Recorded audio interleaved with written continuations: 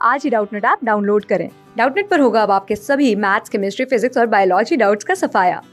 बस अपने क्वेश्चन की फोटो खींचो, उसे क्रॉप करो और तुरंत वीडियो सोल्यूशन पाओ। Download now.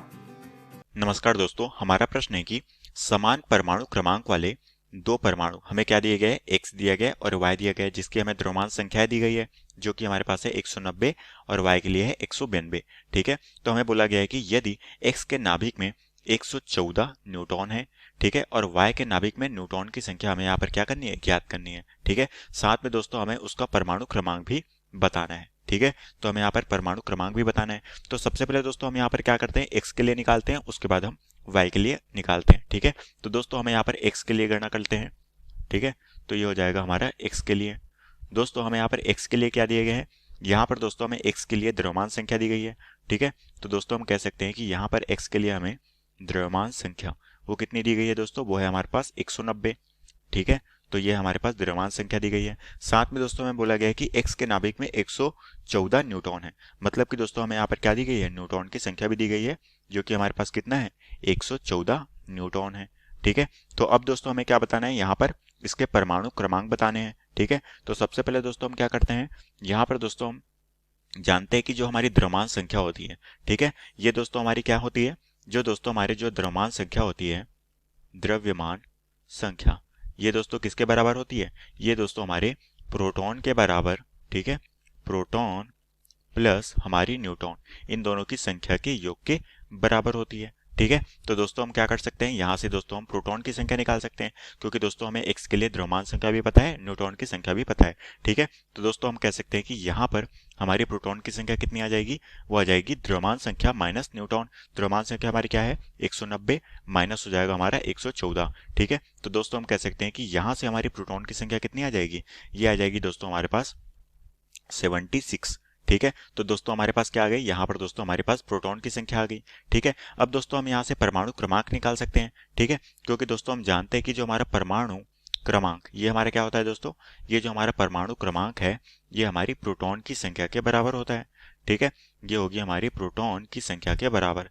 तो हमारा परमाणु क्रमांक क्या हो जाएगा, प्रोटॉन के बराबर, जो कि कितना है, 76। तो हम कह सकते हैं कि जो हमारा परमाणु क्रमांक होगा x के लिए, ये हमारा क्या होगा, ये होगा हमारा 76। ठीक है, तो दोस्तों हमने यहाँ पर परमाणु क्रमांक निकाल लिया और साथ में हमने प्रोटॉन की संख्या यहाँ पर ज्ञात कर ली। ठीक है, तो अब हमने दोस्तों यहाँ पर x के लिए परमाणु क्रमांक ज्ञात कर लिया। अब दोस्तों हम इसी तरह से y के लिए न्यूट्रॉन की संख्या और परमाणु क्रमांक देखते हैं। ठीक है, तो दोस्तों हमारे पास क्या पूछा गया है यहाँ पर, y के लिए।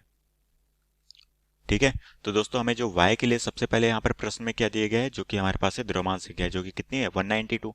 ठीक है, तो दोस्तों हमें y के लिए जो यहाँ पर द्रव्यमान संख्या दी गई है, ठीक है, ये हमें कितनी दी गई है, वो है दोस्तों हमारे पास 192। ठीक है, अब दोस्तों हमें यहाँ पर क्या बोला गया है कि यहाँ पर हमारे पास क्या है, समान परमाणु क्रमांक है, वो भी किसमें, x और y में। मतलब कि दोस्तों x में जो परमाणु क्रमांक है वो हमारी किस में होगी, y में भी होगी, क्योंकि इन दोनों को समान बोला गया है। तो हम कह सकते हैं कि यहाँ पर हमें y की जो है परमाणु क्रमांक भी पता चल गई। ठीक है, तो दोस्तों हम कह सकते हैं कि y की जो परमाणु क्रमांक है, ये हमारी किसके बराबर हो जाएगी, ये हमारी x के बराबर हो जाएगी, क्योंकि x की हमने कितने निकाली है, 76। तो हम कह सकते हैं कि y की भी कितनी हो जाएगी, 76।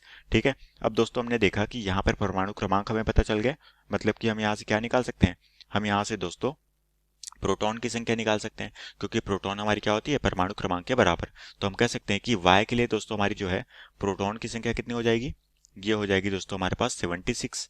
ठीक है, अब दोस्तों हमारी जो प्रोटॉन है वो इलेक्ट्रॉन के बराबर होती है, तो हम इलेक्ट्रॉन भी कह सकते हैं कि 76 है।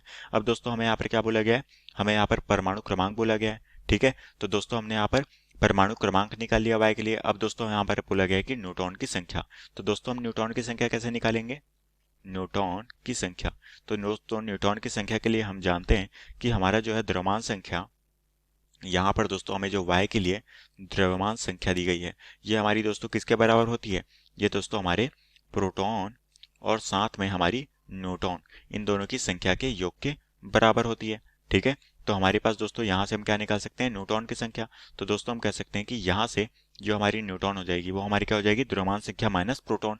द्रव्यमान संख्या भी हमें पता है कितनी है, 192 माइनस प्रोटॉन की संख्या दोस्तों हमारे पास कितनी है 76। ठीक है, तो दोस्तों जब हम इसे सॉल्व करेंगे तो हमारे पास क्या निकल जाएगी, यहाँ पर दोस्तों हमें y के लिए न्यूट्रॉन की संख्या निकल जाएगी, जो कि हमारे पास कितनी आ जाएगी, ये आ जाएगी दोस्तों हमारे पास 116। ठीक है, तो हम कह सकते हैं कि y के लिए दोस्तों हमारे पास न्यूट्रॉन की संख्या कितनी आ गई 116, और यही दोस्तों हमें प्रश्न में पूछा गया था, जो कि हमारे प्रश्न का उत्तर है। तो आशा करता हूँ दोस्तों आपको ये प्रश्न समझ आया होगा। धन्यवाद। क्लास 6 से 12 से लेके नीट, IIT, जेई मेंस और एडवांस के लेवल तक 10 मिलियन से ज्यादा स्टूडेंट्स का भरोसा। आज ही डाउनलोड करें डाउटनेट ऐप या व्हाट्सएप कीजिए अपने डाउट्स 8400 400 400 पर।